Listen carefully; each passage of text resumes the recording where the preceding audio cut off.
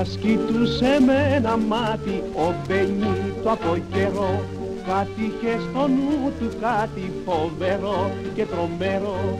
Και μια νύχτα είπε να πάρει την Ελλάδα στα κλεφτά, αλλά του πανί παντάρι δεν περνούν σε μας αυτά. Ήθελε να γίνει αφέντης να τον τρέμει Ελλάς, μα τον μπρόφτας ο λεβέντης ο φουστανέλας.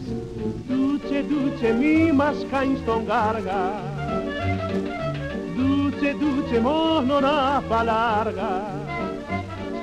Με τη φορά που έχουν πάρει οι τσολιάδες κι οι φαντάροι, εκπομπή θα κάνουν απ' τον Πάρη.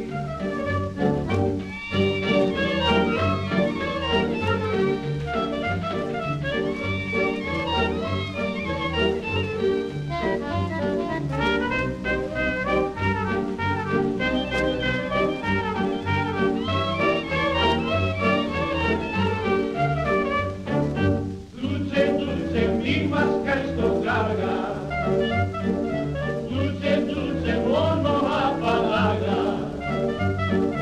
Με τη φορά που του πάρει οι τσολιάδες κι οι φαντάροι, έχω τι να κάνουν απ' τον Πάρη.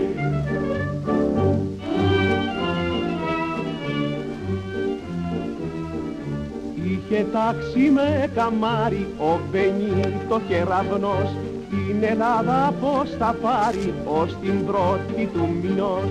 Μα σαν του φέτο χαμπάρι το στραπάτσο του τσολιά, έταξε πως θα την πάρει μόνον την Πρωταπριλιά.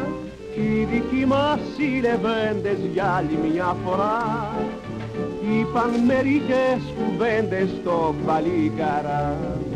Ντούτσε, ντούτσε, μη μας κάνεις τον κάργα, ντούτσε, ντούτσε, μόνο να παλάργα.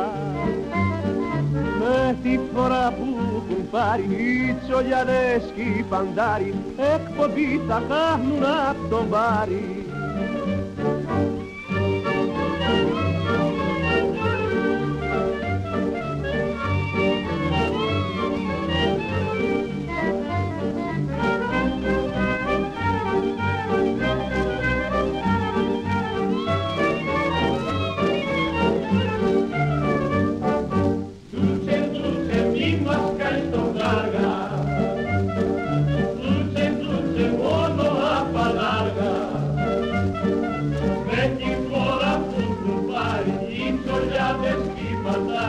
Έχω δει τα κάνω